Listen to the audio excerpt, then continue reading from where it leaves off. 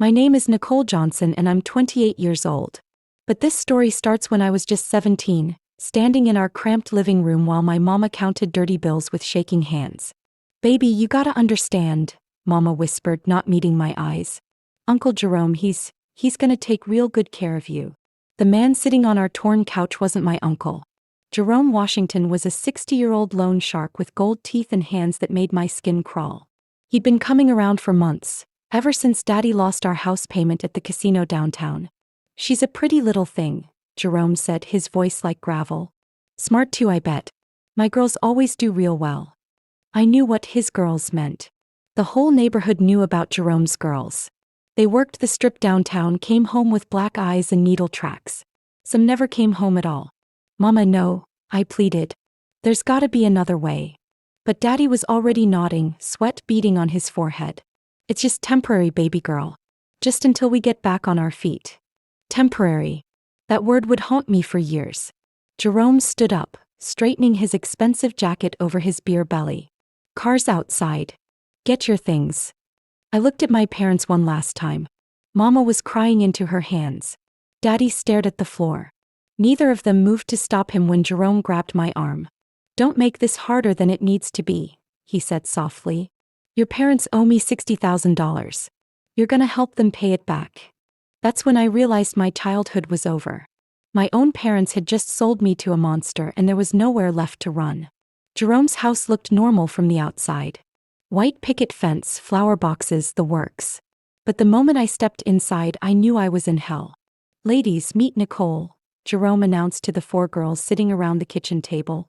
They looked up with dead eyes, some barely older than me. "She's gonna be staying with us for a while."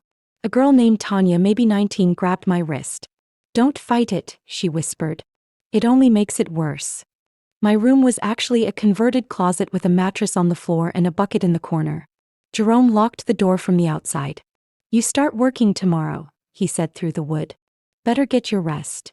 I pressed my ear to the door, listening to his footsteps fade away. Then I heard something that made my blood run cold. Another girl crying, begging someone to stop. The sound echoed through the thin walls until it was replaced by silence. That first night I didn't sleep. I couldn't. Every creak of the house, every muffled sound made me flinch. This wasn't some temporary arrangement. This was a prison and I was merchandise. By morning I had made a decision. I wasn't going to become another one of Jerome's broken dolls. I was going to survive this, and when I did, everyone who put me here would pay. Starting with my parents. But first I had to figure out how to stay alive. Jerome had rules and breaking them meant disappearing forever. The other girls had tried to warn me, but I could see in their faces they'd given up hope long ago. I wouldn't make that mistake. I was 17, but I'd grown up fast in this neighborhood. I knew how to fight, how to hide, how to wait for the right moment. And when that moment came, I'd be ready. The first time Jerome tried to break me in, I bit him so hard he needed stitches. The beating that followed left me unconscious for 2 days. "You stupid little bitch," he snarled, pressing an ice pack to his bandaged hand. "You think you're special? You think your mama and daddy are coming to save you?" Tanya cleaned my wounds while Jerome raged downstairs. "You can't fight him head-on," she whispered. "That's not how you survive this." "Then how?" I asked through swollen lips. "You get smart. You learn. You wait." She glanced at the door nervously. "Some of us have been planning." That's when I learned about Lucas. He was Tanya's boyfriend before Jerome snatched her up 3 years ago. Now he drove trucks cross-country, but he came through town every few months. He'd been slowly gathering information, building a case. "The feds want Jerome bad," Tanya explained. "But they need evidence. Someone on the inside." I touched my bruised ribs. "What kind of evidence?" "Names, dates, money trails. Jerome keeps books, real sloppy ones. If we could get to them." The next few weeks were the hardest of my life. I had to pretend to be broken to go along with Jerome's sick game while secretly gathering information. I memorized license plates, took note of every John who came through, every payment Jerome collected. And slowly, carefully I started building my case. Not just against Jerome but against my parents too. They'd sold their own daughter to pay gambling debts. In my book that made them accessories to every horrible thing that happened after. I wasn't just planning an escape anymore. I was planning revenge. The notebook I kept hidden in my mattress grew thicker every day. Names, dates, amounts. Everything I'd need to destroy the people who'd destroyed me. But I had to be patient. One wrong move and I'd end up like the girl who'd tried to run last month. They still hadn't found her body. 3 months in, Jerome decided I was ready for real work. He drove me downtown in his Cadillac, windows down, rap music thumping. "You're gonna make me proud tonight, baby girl," he said, his hand on my knee. "Got a real high-paying client lined up for you." The hotel room was on the 15th floor. The man waiting inside was older than my father, wearing an expensive suit and reeking of bourbon. He smiled when he saw me. "Well, aren't you a pretty little thing?" he said, loosening his tie. "Jerome told me you were new." I stood frozen by the door, my whole body shaking. This was it, the moment I'd been dreading for months. In my mind, I could hear Tanya's voice. "You do what you have to do to survive." But I couldn't. I wouldn't. Not like this. "I can't do this," I whispered. The man's smile disappeared. "What did you say?" "I said I can't do this." I screamed, grabbing a lamp from the bedside table. "Stay away from me." He lunged forward, but I was faster. The lamp connected with his skull with a sickening crack. He dropped like a stone, blood pooling beneath his head. For a moment I thought I'd killed him. Then I saw his chest rising and falling. He was alive but unconscious. I had maybe minutes before he woke up or someone came looking. I grabbed his wallet, his phone, his car keys. Then I ran. Down 15 flights of stairs, through the lobby into the parking garage. His Mercedes was parked in spot 247. I'd never driven before, but desperation is a hell of a teacher. The engine roared to life and I floored it toward the exit. Freedom tasted like exhaust fumes and terror. But as I drove through the city streets, something else filled my chest. Rage. Pure, burning rage at everyone who'd put me in that room. Starting with my parents. I ditched the Mercedes in a parking lot across town and used the cash from the wallet to buy a Greyhound ticket to Atlanta. But I didn't get on the bus. Instead, I doubled back and found Lucas at the truck stop where Tanya said he'd be. Lucas was a mountain of a man with kind eyes and scars on his knuckles. When I told him who I was, he pulled me into his rig without hesitation. "Tanya's been worried sick," he said, handing me a bottle of water and a sandwich. "Jerome's got half the city looking for you." "Good," I said, surprising myself with the venom in my voice. "Let him look." Lucas studied my face in the dim light of his cab. "You're planning something, aren't you?" I told him about the notebook, about all the evidence I'd gathered. His eyes grew wide as I recited names, dates, amounts. 3 years of Jerome's operation, all documented in my careful handwriting. "Jesus, kid," he breathed. "You've got enough here to put him away for life." "That's the plan. But I need help." Lucas was quiet for a long moment. Then he reached into his glove compartment and pulled out a business card. "Agent Sarah Chin, FBI. She's been working Jerome's case for 2 years." I stared at the card. "Will she believe me? With what you've got?" "Hell yes, she will." The meeting was set for the next morning at a diner outside the city. Agent Chin was a small Asian woman with sharp eyes and a no-nonsense attitude. When I showed her my evidence, her whole demeanor changed. "How old are you?" she asked quietly. 17. "And your parents sold you to pay gambling debts?" $60,000 worth. Her jaw tightened. "We're going to need you to testify. You understand that, right? This won't be easy." I thought about that hotel room, about the man's hands reaching for me, about my parents counting dirty money while their daughter's life hung in the balance. "I'm ready," I said. Agent Chin moved fast. Within a week, she had warrants for Jerome's house, his businesses, his bank accounts. Everything. But she wanted to make sure all the girls were safe before they moved in. "We only get one shot at this," she explained during our final briefing. "If Jerome suspects anything, he'll scatter those girls to the wind. Some of them might never be found." That's where I came in. I was going back inside, wearing a wire, pretending I'd been caught and brought back. It was dangerous as hell, but it was the only way to save Tanya and the others. Jerome was waiting when Lucas delivered me back to the house. His face was a mask of rage, his hand already reaching for his belt. "You stupid little bitch," he snarled. "Did you really think you could run from me?" "I'm sorry," I whimpered, playing the part. I was scared. I didn't know what I was doing.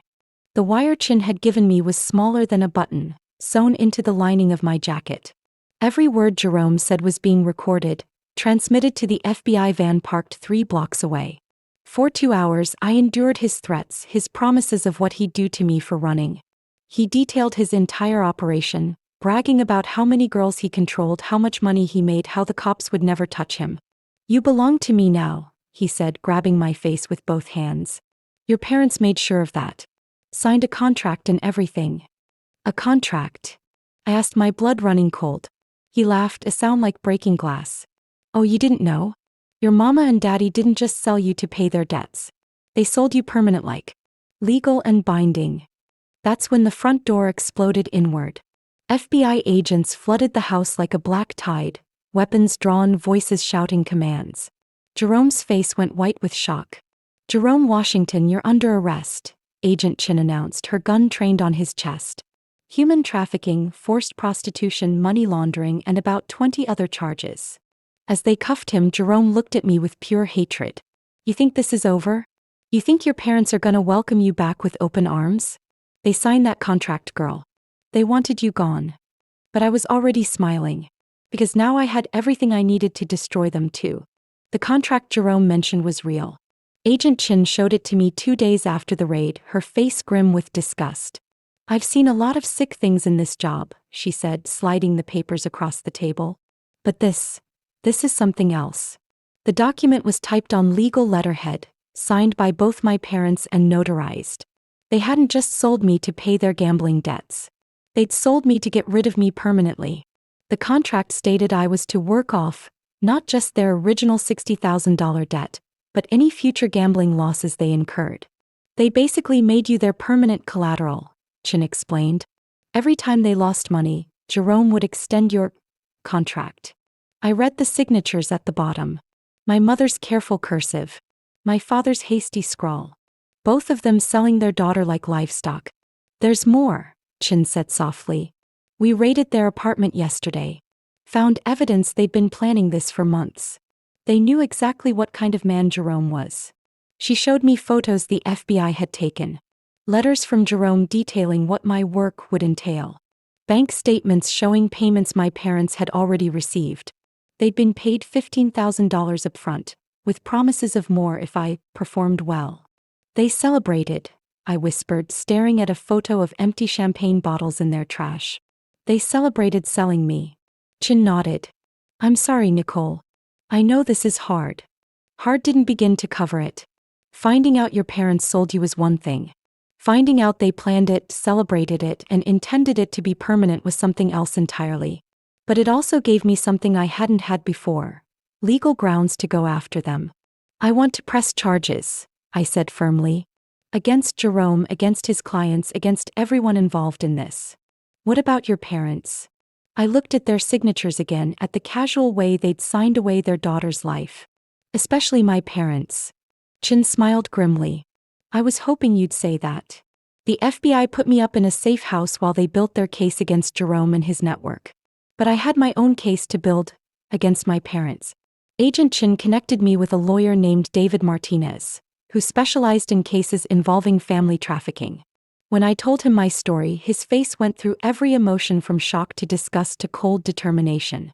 "Your parents committed multiple felonies," he said, reviewing the contract. "Human trafficking of a minor, child endangerment, conspiracy, racketeering. We can put them away for decades." "What about civil charges?" I asked.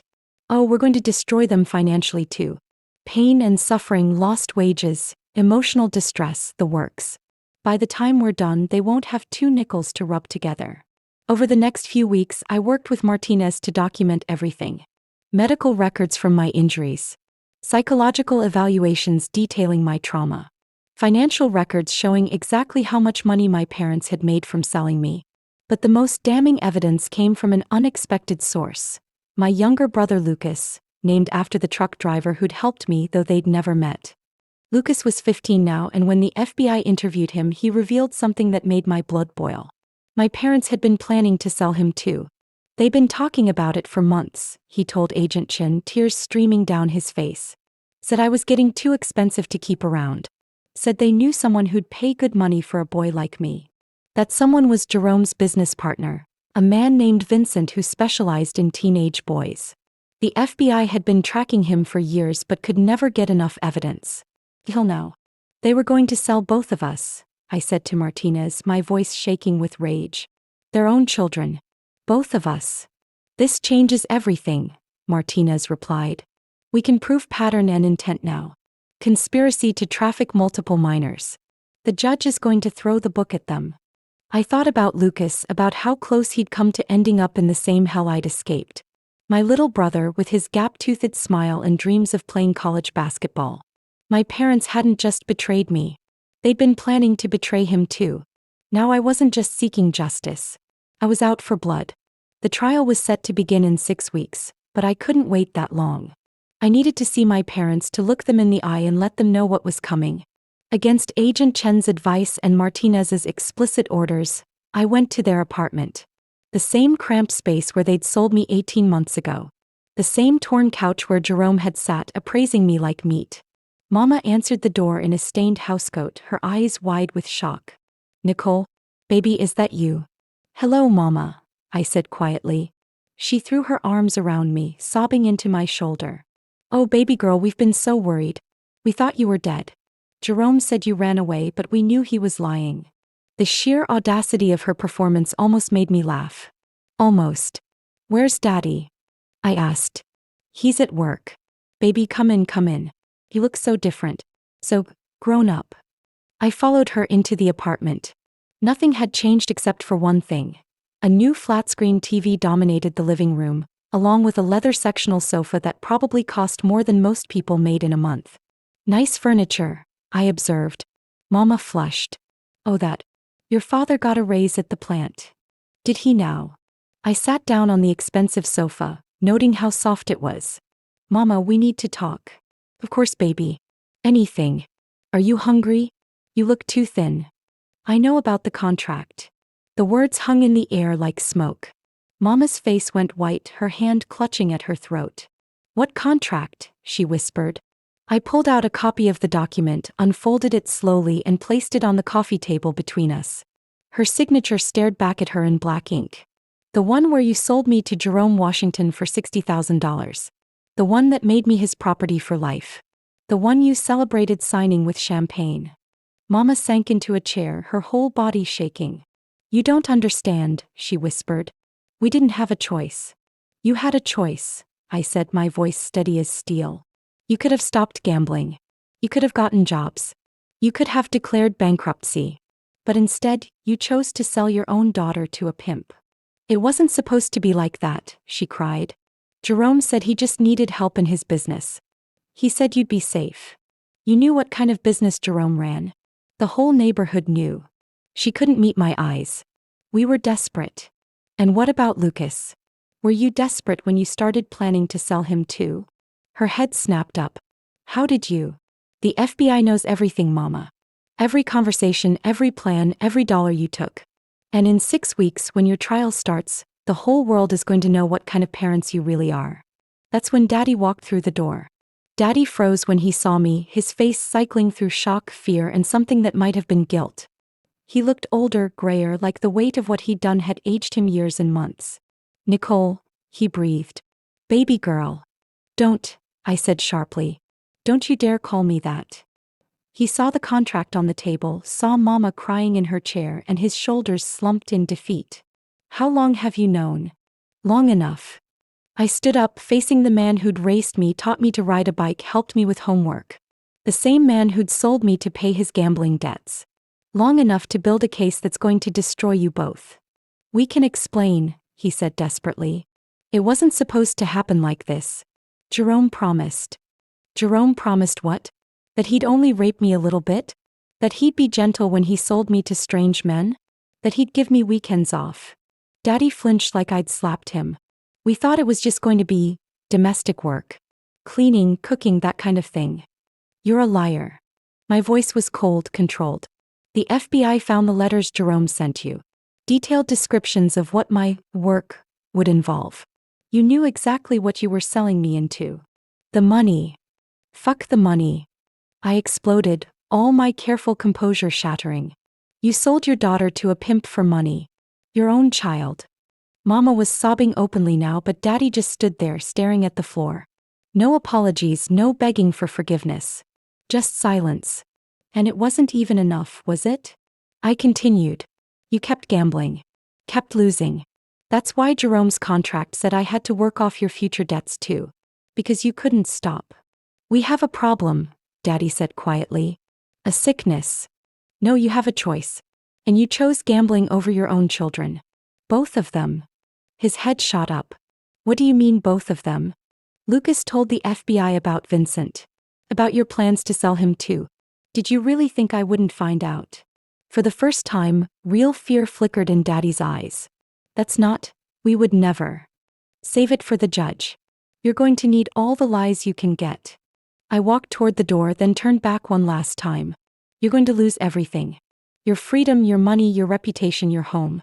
And when you're sitting in prison wondering how it all went wrong, I want you to remember this moment. Remember that you did this to yourselves. The courthouse was packed on the first day of trial. The media had picked up the story. Parents sell daughter to pay gambling debts. And it had gone national. Outside, protesters held signs demanding justice. While inside, my parents sat at the defendant's table looking small and broken.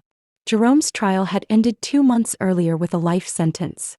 His network had been dismantled, his assets seized, his victims relocated to safe housing. Now it was my parents' turn. District Attorney Rebecca Williams laid out the case in her opening statement, her voice carrying to every corner of the courtroom. Ladies and gentlemen, this case is about the ultimate betrayal. 2 parents who sold their 17-year-old daughter to a known criminal to pay gambling debts. Who celebrated this transaction with champagne. Who planned to sell their son as well. Who showed not one moment of remorse until they were caught. Their lawyer, a tired-looking man named Patterson, tried to paint them as victims of addiction, people who'd made a terrible mistake but didn't deserve to be destroyed for it. My clients are sick people, he argued. Gambling addicts who made a tragic error in judgment. They need treatment, not imprisonment. I testified on the second day. Walked the jury through every detail of my 18 months in hell. Showed them the scars on my wrists from the restraints. Described the hotel room, the clients, the daily terror of not knowing if I'd survive another day. When I finished, half the jury was crying. The other half looked ready to commit murder. Did your parents ever attempt to contact you during your captivity? D. Williams asked. No. They were paid to stay away. Did they ever try to help you escape? No. Under the terms of their contract, if I escaped, they owed Jerome double the original debt. So they had a financial incentive to keep you trapped? That's correct. During cross-examination, Patterson tried to suggest I was lying, that my story was too convenient, too perfectly crafted to destroy my parents. Isn't it true that you're seeking revenge? He asked. I looked directly at my parents when I answered. Yes, I am seeking revenge. But I'm seeking it through the legal system against people who committed crimes against a child. If that's wrong, then justice itself is wrong. The courtroom erupted in applause. The judge had to bang his gavel to restore order. That night, Agent Chen told me I'd been the best witness she'd ever seen. You stayed calm, told the truth, and didn't let them rattle you, she said. The jury believes you completely. Good, I replied. Because this is just the beginning. The jury deliberated for less than 3 hours. When they returned with guilty verdicts on all counts, my parents collapsed at the defendant's table. Human trafficking of a minor. Guilty. Conspiracy to commit human trafficking. Guilty. Child endangerment. Guilty. Racketeering. Guilty. Financial crimes related to human trafficking. Guilty. Judge Morrison sentenced them each to 25 years in prison, with no possibility of parole for 15 years. At their ages, it was essentially a life sentence. In 30 years on this bench, Judge Morrison said, I have never seen such a callous disregard for the welfare of a child by the people who should have protected her most. Your actions were not those of desperate parents but of predators who monetized their own daughter's suffering. He turned to address me directly. Ms. Johnson, I hope this verdict brings you some measure of peace. While nothing can undo what was done to you, please know that justice has been served today. The civil trial came 2 months later. Martinez had filed suit for $10 million in damages and we won every penny. Not that my parents had $10 million, but we seized every asset they owned, their apartment, their car, their bank accounts, even the expensive furniture they'd bought with blood money. The money they'd received for selling me was returned with interest. Every penny they'd made from my suffering was gone. But the real satisfaction came from something else entirely. During the asset seizure, we discovered they'd been living in low-income housing, subsidized by the city. When their convictions became public, they were evicted immediately. Their credit was destroyed. Their reputations were obliterated. They had nowhere to go. Lucas came to live with me. At 19, I was barely old enough to be a guardian, but the state approved the arrangement. We got a small apartment across town, started over together. "Are you happy now?" he asked one evening as we watched the news report about our parents' sentencing. I thought about it carefully. "I'm not happy they destroyed their lives," I said finally. "But I'm satisfied that they faced consequences for their actions. There's a difference. What happens now? Now we build something better." 2 years later, I stood in my office overlooking downtown, watching the sunset paint the sky in shades of gold and crimson. The nameplate on my door read, Nicole Johnson, Executive Director, Phoenix Foundation. We'd started small, just me and a handful of volunteers helping trafficking survivors rebuild their lives. But the civil judgment money had allowed us to expand rapidly. Now we had 3 safe houses, a legal clinic, job training programs, and partnerships with law enforcement agencies across the state. Tanya worked as our outreach coordinator now, using her experience to connect with girls still trapped in the life. Lucas had graduated high school with honors and was starting college on a full scholarship, planning to study criminal justice. "Ms. Johnson." My assistant knocked on the door. "There's someone here to see you." I turned to find Agent Chin standing in my doorway, but she wasn't alone. A teenage girl stood beside her, maybe 16, with hollow eyes and the kind of wariness that came from surviving hell. "This is Diana," Chin said. "Her story is similar to yours."